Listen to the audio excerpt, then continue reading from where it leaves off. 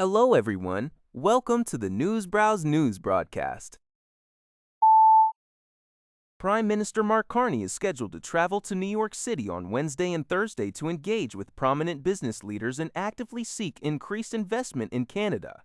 This initiative aligns with a consistent theme throughout his tenure in office. The Prime Minister's office announced the trip on Sunday, just a day before Parliament is set to resume its session prior to the summer recess. During his visit, Carney is slated to meet with various CEOs, entrepreneurs, business leaders, and money managers, presenting Canada as an attractive destination for capital.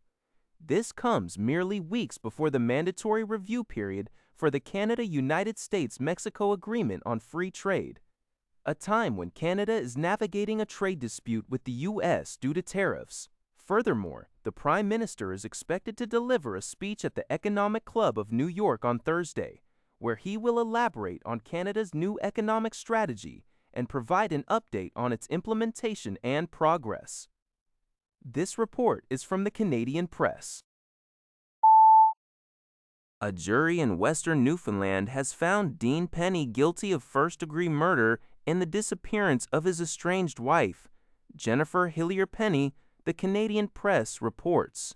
Hillier-Penny vanished on November 30, 2016 in St. Anthony, NL, and her remains have still not been located.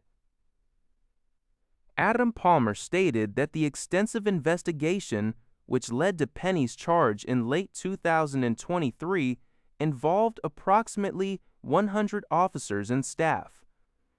Palmer credited Hillier-Penny's family for their relentless demands for justice and expressed hope that Sunday's verdict would bring them some peace and help them move forward. The trial took place in Provincial Supreme Court in Corner Brook, NL. A public inquiry into a 2020 mass shooting in Nova Scotia highlighted gender-based intimate partner and family violence as an epidemic in Canada. CTV News reports that a domestic violence suspect sustained injuries during an arrest in Langley, prompting an investigation by British Columbia's Independent Investigations Office, IIO. Langley RCMP officers were called to an alleged domestic dispute on the 4200 block of 208th Street on Friday night around 11:20 p.m. Upon arrival, police located and arrested the man identified in the report. During the interaction, the suspect suffered a serious but non-life-threatening injury. He was subsequently transported to a hospital for both assessment and treatment. The IIO has stated that its investigators will work to determine whether the man's injuries meet the threshold of serious harm as defined by the office, and crucially, if these injuries were directly connected to any action or inaction by the attending police officers.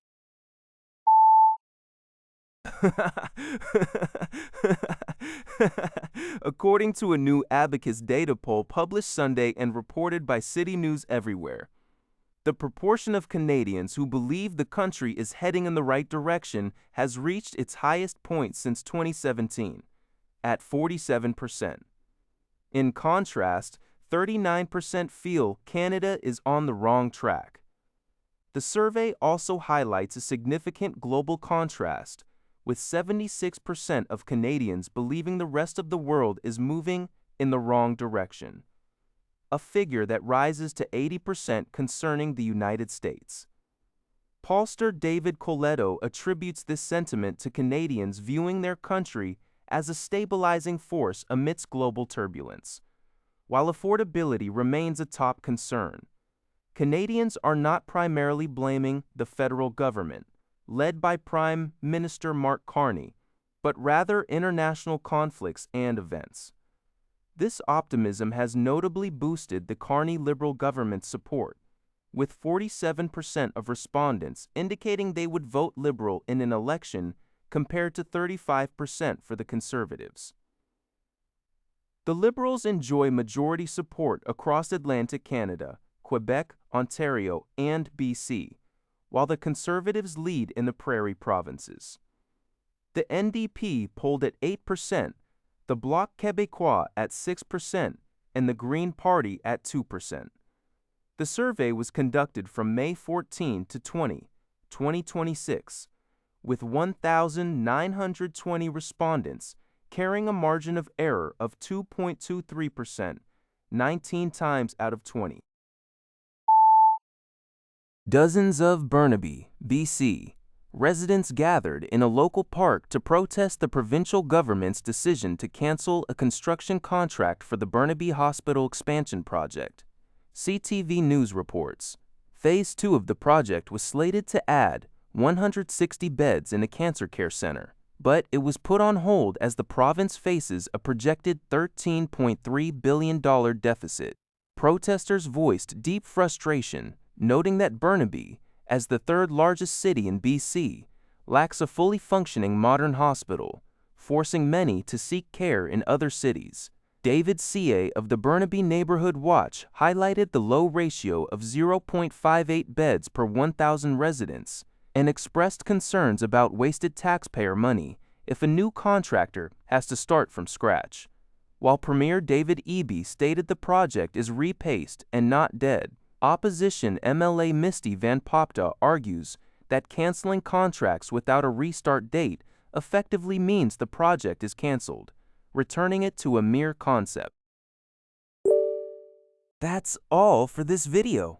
Thank you for watching. See you in the next video.